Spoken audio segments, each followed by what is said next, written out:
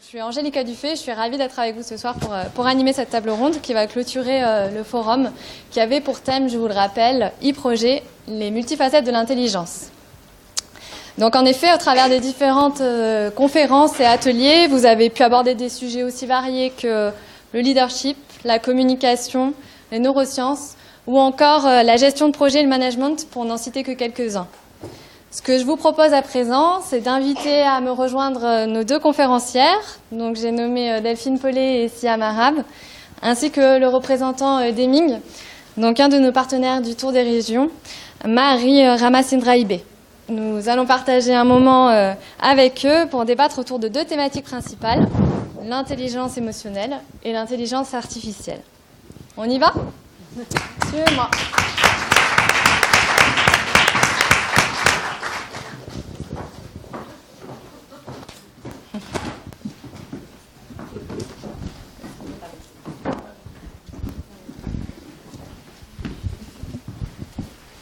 Merci d'être là, déjà, premièrement. Moi, ce que j'ai compris à travers les différentes conférences et les différents ateliers, c'est que déjà, l'intelligence émotionnelle et l'intelligence artificielle, ce sont de notions ou concepts qui sont très récentes. Par exemple, l'intelligence émotionnelle a été proposée et définie pour la première fois dans les années 1990 ou juste avant. Et du coup, ma première question, ça serait de manière générale, quand est-ce que vous avez entendu parler pour la première fois de l'intelligence émotionnelle et qu'est-ce que ça vous a fait? Donc, on a eu la réponse de Delphine pendant la conférence. C'est plutôt à Siam ou à Marie que je m'adresse. Alors, première fois que j'ai entendu parler de ça, je ne saurais pas dire exactement le jour, mais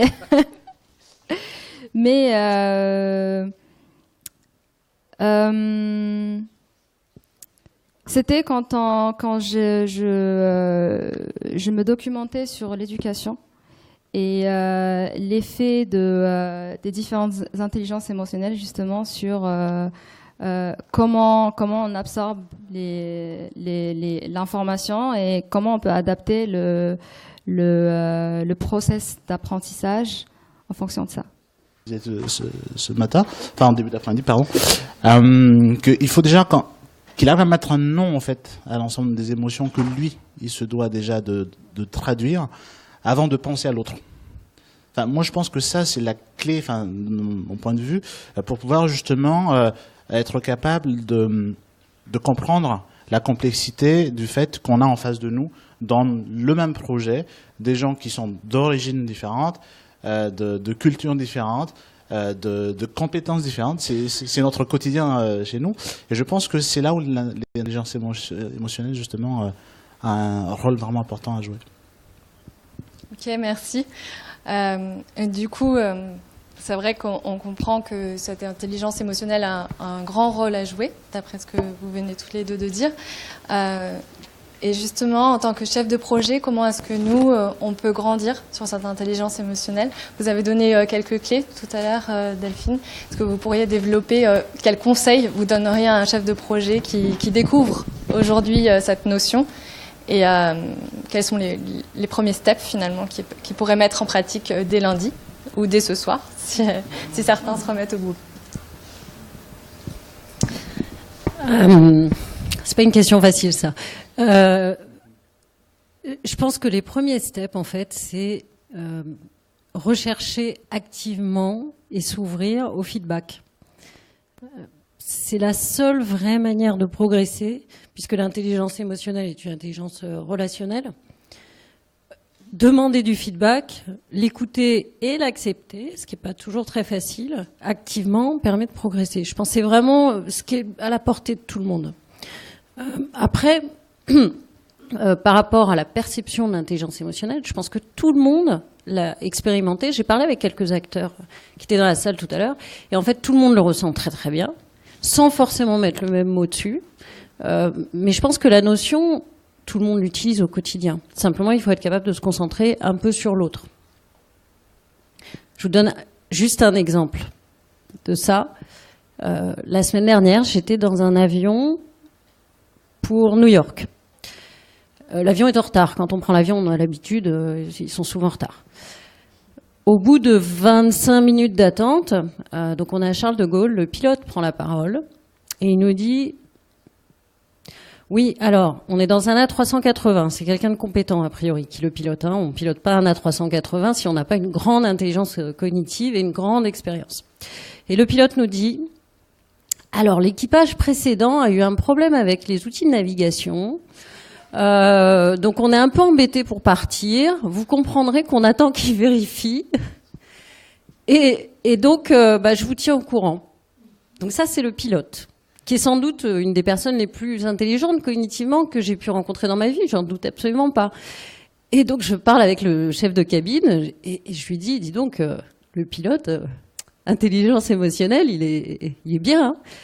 Et il éclate de rire et il me dit « Ah, ça c'est vrai ». Et je lui dis « Mais vous êtes familier avec la notion ?» Il me dit « Non, mais je vois bien de quoi vous voulez parler ». Et en fait, c'est très intuitif. Simplement, tant qu'on ne l'expérimente pas et tant qu'on ne porte pas le regard dessus, on ne peut pas la faire progresser.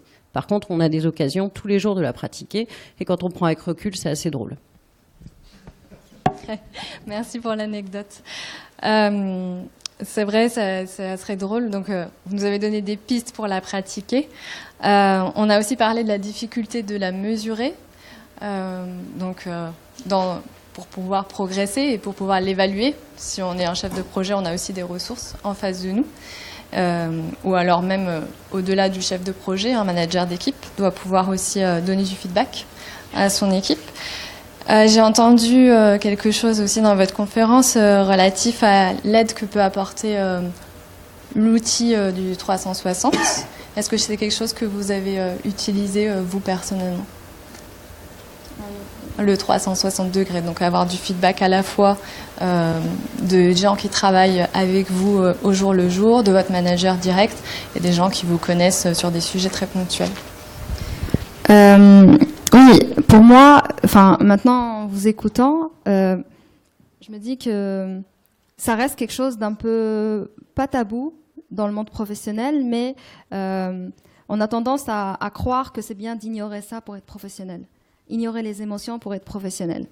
Alors qu'en réalité, tant qu'on n'a pas mis le doigt là-dessus, sur ce qui cloche et sur comment on peut améliorer les choses, on ne peut pas y arriver. Et donc, c'est important de ne pas ignorer tout simplement ses émotions et les embrasser, si j'ose dire, pour pouvoir être beaucoup plus épanoui dans le monde professionnel.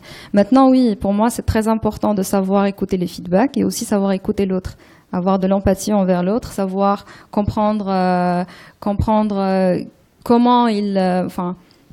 qu'est-ce qu'il y a derrière, qu'est-ce qui se cache derrière les mots qu'il dit, essayer de comprendre les personnes et essayer de se mettre à leur place pour justement, ça nous fait apprendre à la fois sur les émotions de l'autre, sur ce que ressentent les autres et sur nous-mêmes. Je souhaitais rebondir dessus parce qu'effectivement, et là je parle pour les ingénieurs, c'est vrai qu'en école d'ingé, on nous apprend à ne pas se laisser submerger par les émotions. Exactement. Et quand on rentre sur le marché de l'emploi, je me rappelle, on laisse les émotions à la porte. Et en fait, ça fait partie de notre culture. En fait, je pense qu'il n'y a pas que les ingénieurs dans la salle. Quelqu'un pourra en témoigner. Mais voilà. Et justement, c'est cet état d'esprit, cette culture, je dirais, qui à un moment donné va faire défaut dans le management, parce que du coup, l'humain va perdre sa place.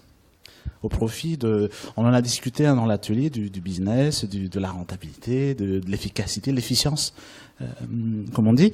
Et c'est vrai que ce que vous avez dit est vraiment très pertinent pour moi.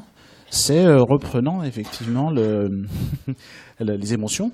Par contre, sachant contrôler et bien cette conscience de soi, pour moi, est importante, en effet. Ok, merci. Alors, conscience de soi, intelligence émotionnelle. Le chef de projet aussi aujourd'hui a à sa disposition une palette d'outils. Donc plutôt des choses type la calculatrice, vous l'avez cité, les tableaux Excel. On se rapproche de l'intelligence artificielle, en tout cas à son niveau primitif, si je puis dire. Comment est-ce que l'intelligence artificielle et l'intelligence émotionnelle peuvent se rencontrer ? Sur quel sujet spécifique aujourd'hui ? Est-ce que vous avez un exemple à partager avec nous ? Alors, Pour moi, quand on parle de comment l'intelligence artificielle va aider le chef de projet, c'est à la fois, on imagine. Alors quand on évoque cette question, on a tendance à imaginer tout de suite un super outil qui va lui permettre de travailler d'une certaine façon, ou qui va lui permettre je ne sais pas, de réaliser quelque chose qu'il ne réalisait pas auparavant. Alors que ça peut être simplement lui libérer du temps, lui permettre de gagner du temps pour pouvoir mieux écouter les gens de son équipe, par exemple. Le chef de projet, la plupart du temps, il passe du temps dans des activités de planning, par exemple, savoir comment adapter son planning, savoir comment trouver les bons ressources si on a une nouvelle fonctionnalité qu'il faut développer dans tel ou tel projet. Et dans ce cas, il peut prendre beaucoup de temps dans ces activités-là. Imaginons par exemple qu'on ait un outil qui lui permet, comme je l'ai évoqué tout à l'heure, d'estimer de manière automatisée les activités qu'il y a autour de son projet. Donc imaginons que cette activité-là, il n'a plus à s'en occuper et que c'est une machine qui le fait. À ce moment-là, comment le chef de projet va pouvoir gérer son temps pour être plus efficace? À ce moment-là, c'est à lui de se dire comment je peux être efficace humainement parlant. Donc, est-ce que, par exemple, écouter telle ou telle personne dans mon équipe va me permettre de faire en sorte que l'équipe soit beaucoup plus épanouie? En gros, en fait, c'est ce que je dis souvent, c'est l'intelligence artificielle va nous permettre de gagner du temps et c'est à nous de gérer ce temps de la meilleure façon qui soit. Je ne sais pas si ça répond, mais... Oui, merci. On voit beaucoup, du coup, les points positifs de l'intelligence artificielle. Est-ce que vous pensez à des points négatifs de votre côté?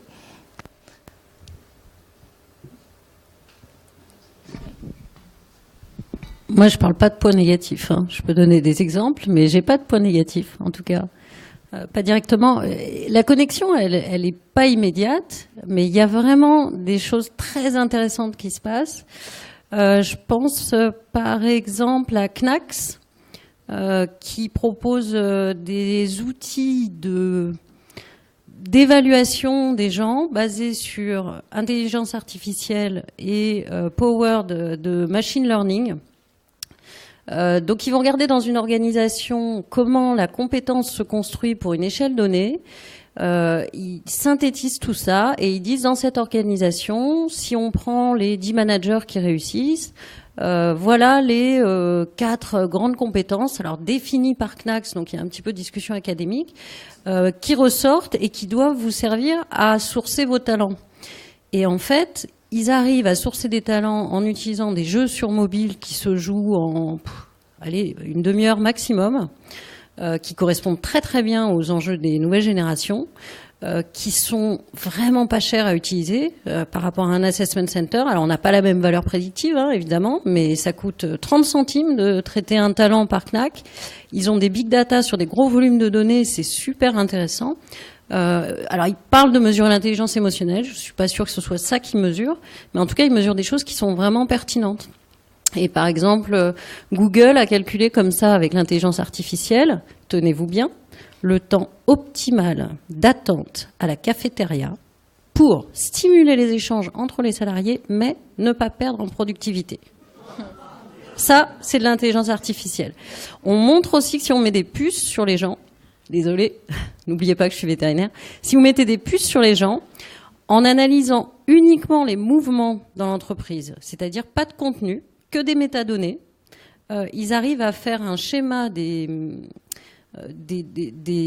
rapports de pouvoir et d'influence dans l'entreprise qui est extrêmement puissant, juste avec les mouvements des gens. Imaginez ce qu'on peut faire avec des métadonnées plus complètes que ça. C'est le potentiel en gestion des organisations est absolument incroyable, peut-être un petit peu effrayant si c'est pas pris avec recul. Effectivement, vous levez au-delà des points négatifs, on va dire plutôt des freins liés à l'intelligence artificielle, pour citer la partie éthique et l'accessibilité sociale. Quelles sont les recommandations que vous pourriez donner pour lever ces freins et faire finalement accepter au sein de l'entreprise le lancement de projets autour de l'IA? Un point qui est important, c'est dès en amont en fait, donc d'analyser correctement l'impact sociétal du projet, enfin de produits en fait intelligence artificielle, j'entends.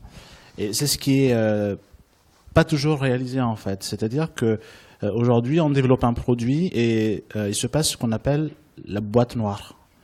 C'est-à-dire qu'à un moment donné, vous avez pris le cas de Google et donc c'est la même chose, c'est ce que j'ai expliqué tout à l'heure. Ils ont commencé effectivement à faire la traduction d'une langue vers une autre. À partir de là, la machine a réussi donc à traduire d'autres langues, enfin à faire les itérations.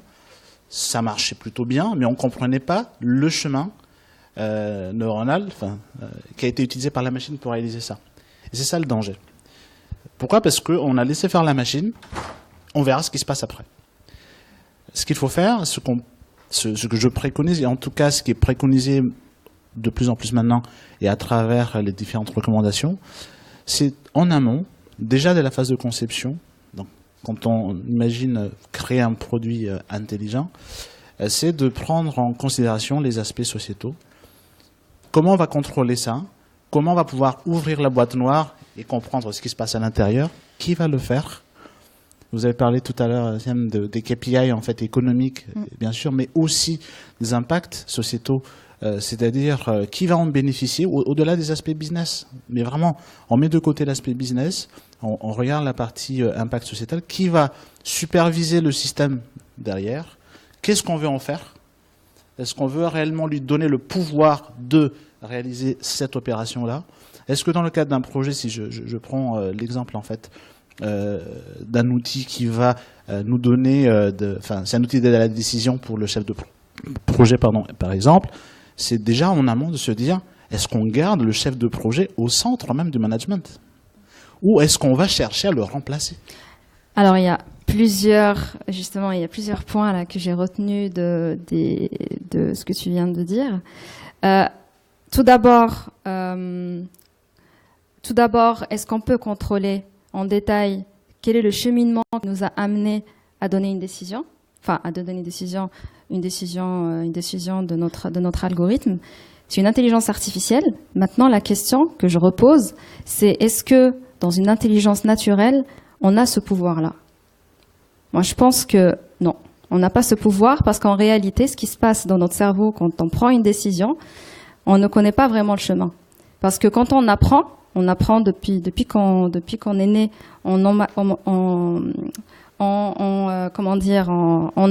de plus en plus de données qui arrivent, il y a de plus en plus d'informations qui arrivent du moment où on est né jusqu'à maintenant. Et est-ce que tu sauras dire aujourd'hui, à partir, quel est l'événement dans ta vie qui est arrivé à un certain moment qui a fait qu'aujourd'hui, tu as donné telle décision ? En réalité, ce qui se passe dans les réseaux de neurones, c'est un peu pareil. C'est un réseau de neurones qui peut être profond, qui peut être très profond, et qui va représenter la manière dont on a transformé l'information et tout le cheminement qui va nous mener vers un résultat. On ne le connaît pas dans une intelligence artificielle, mais on ne le connaît pas dans une intelligence naturelle aussi.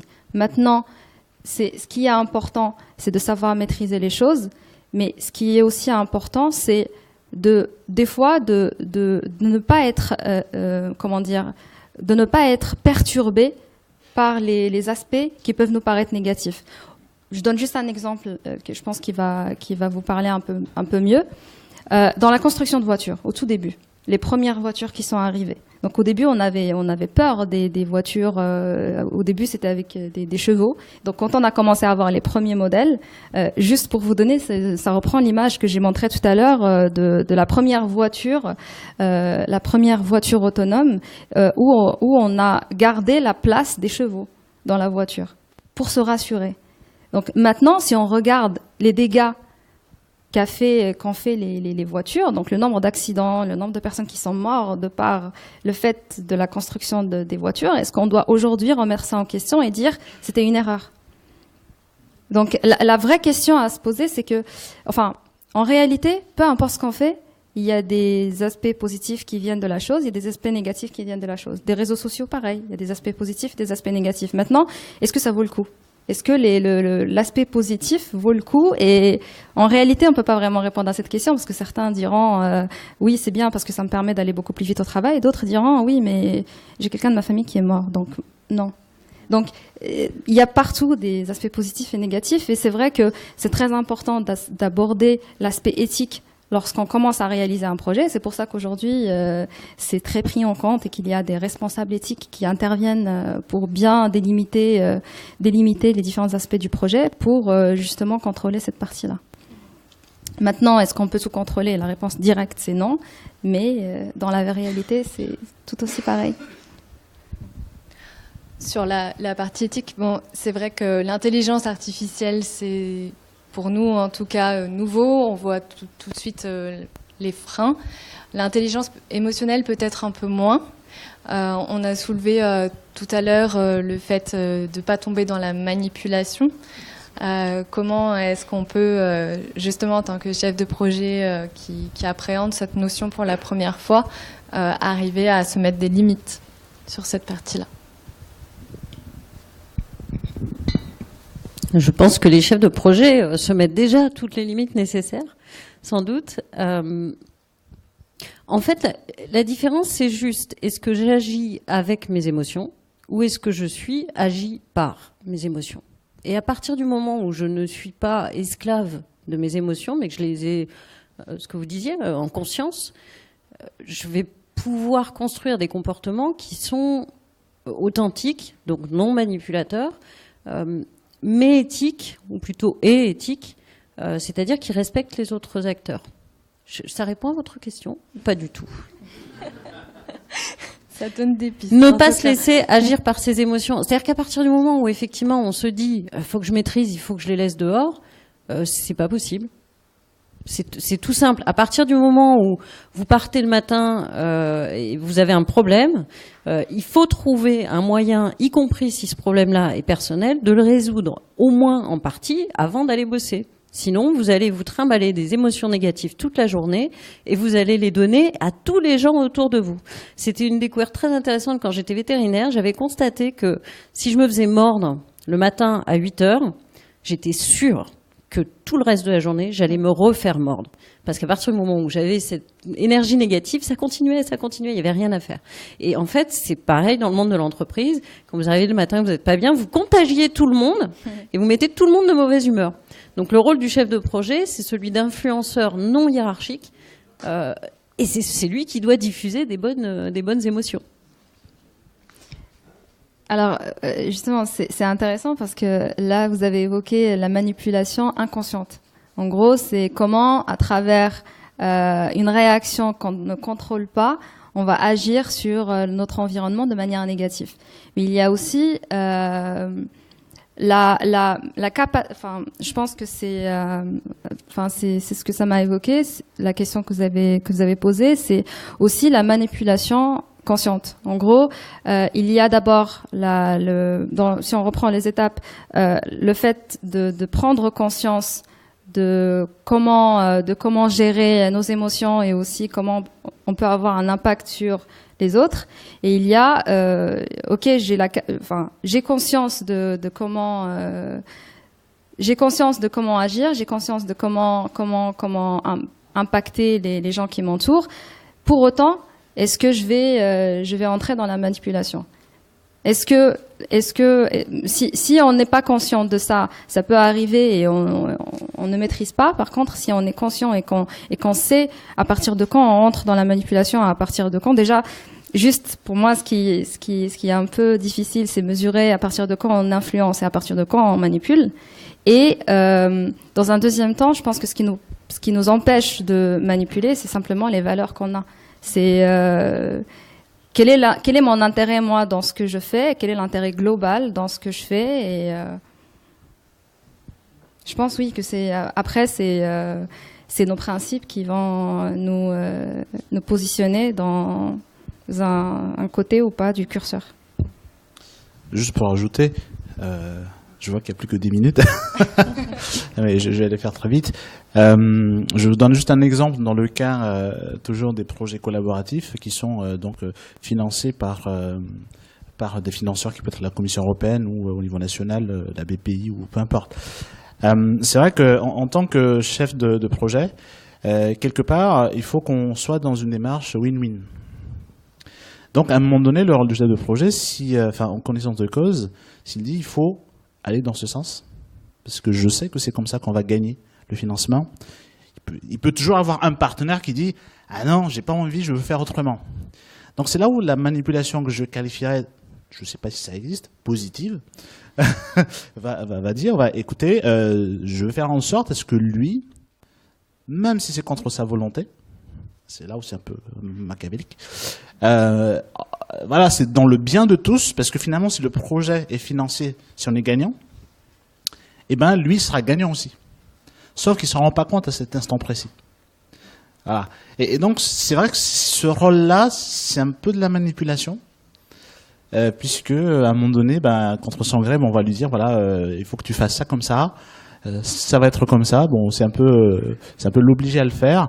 Mais selon des moyens, justement, c'est là où, pour convaincre justement quelqu'un qui n'est pas dans cette philosophie-là, c'est là où justement il faut savoir s'y prendre. Et c'est là, je pense, où les préconisations qu'on a entendues ce matin peuvent être intéressantes pour le chef de projet, pour essayer un peu d'aller dans le win-win. Mais on reste toujours dans ce cas-là, dans le win-win, et non, je gagne et toi tu perds. Enfin, à partir de là, je peux accepter la manipulation dans ce sens, mais uniquement dans ce cas de figure. Et vous pouvez accepter la manipulation dans ce cas de figure ? J'accepte pas la manipulation, mais convaincre et manipuler, c'est pas la même chose, hein. Convaincre, c'est une relation d'adulte à adulte, ouverte, authentique, directe. Moi, j'ai pas de problème avec le fait que parfois il faut convaincre les autres. Manipuler, ça marche pas, ça crée des tensions après, ça finit toujours par être découvert, et il y a une note à la fin qu'on n'a pas forcément envie de payer. Par contre, j'adore le concept de win-win. C'est la définition même de tout ce qu'on devrait faire. Il y a un livre que vous pouvez lire, il doit faire 50 pages, c'est un des meilleurs livres que j'ai lus, ça s'appelle « Les 3 lois fondamentales de la stupidité humaine ». C'est très sérieux, c'est vraiment sérieux, il y a quelqu'un qui a écrit là-dessus. Et dans ce livre, je vais vous casser un peu un petit spoiler, ouais. Dans ce livre, il parle des 3 lois fondamentales, etc. Et puis, bon, je lis le livre et je me dis, mais comment il définit la stupidité ? C'est un vrai livre de recherche, hein. Et en fait, la définition de la stupidité, ça se fait sur un axe qui gagne, qui perd. Et en fait, la stupidité humaine, c'est quand tout le monde perd. Et tout le monde perd très souvent dans les jeux de manipulation. C'est-à-dire qu'on détruit activement de la valeur. C'est la définition de la stupidité, et c'est aussi pour ça que la manipulation, non. Par contre, quand on crée de la valeur et qu'on peut la justifier, bien sûr, pourquoi pas utiliser l'intelligence émotionnelle à ce bénéfice-là ? Par contre, vous avez parlé tout à l'heure d'un outil maintenant qui permettait de pouvoir regarder les réseaux d'influence au sein d'une entreprise. Une des craintes que pourraient avoir du coup les membres d'une équipe, que ce soit une équipe projet ou une équipe, on va dire, organisationnelle dans par exemple, marketing, ça serait qu'est-ce qu'on va faire de ces données.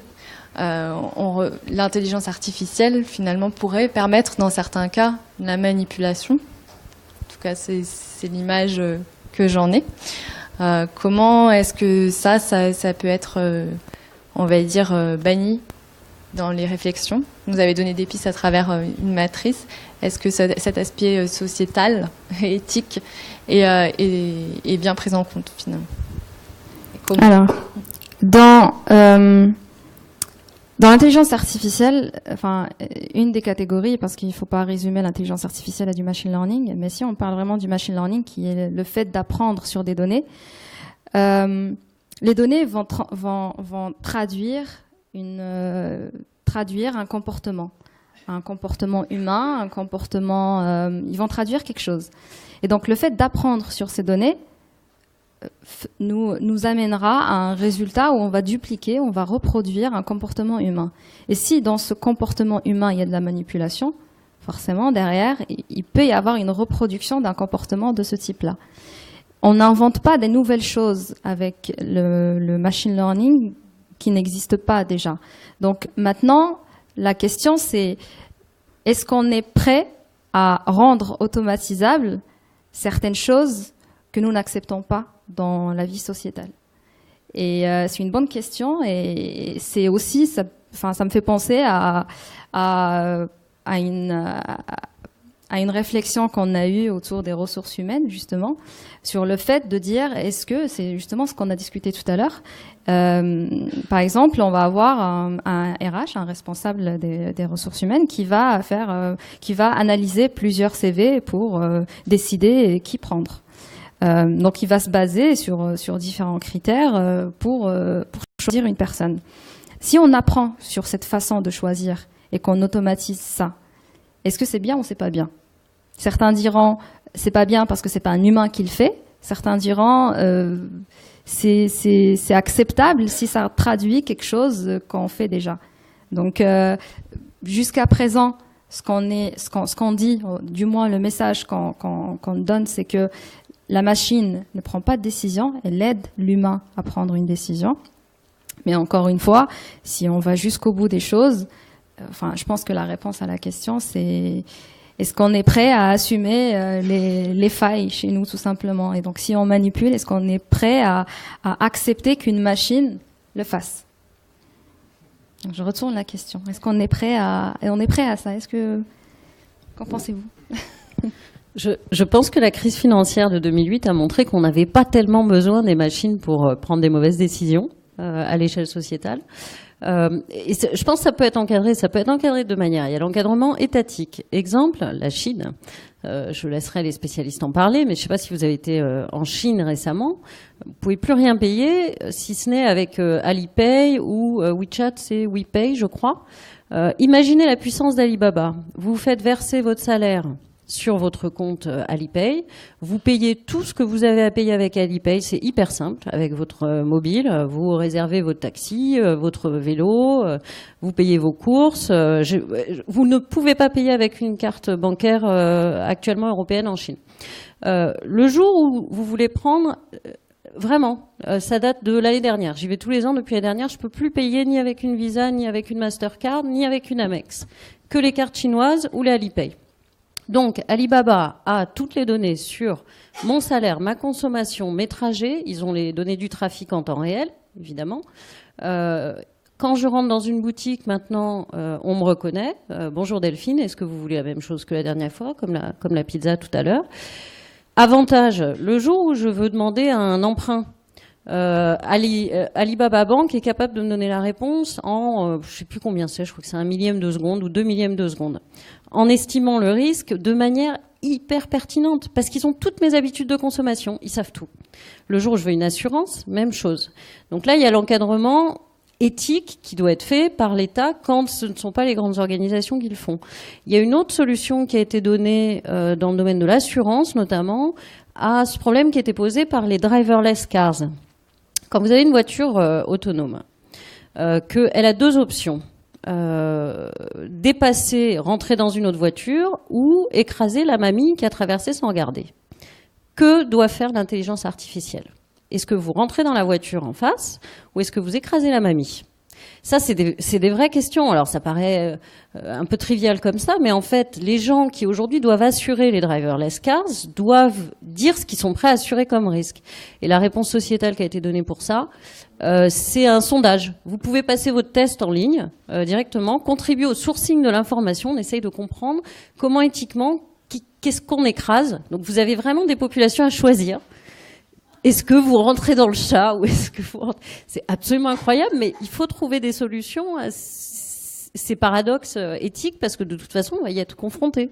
C'est des questions qu'on se pose pas, nous, parce que si on est confronté à ça, on réagit de manière un peu...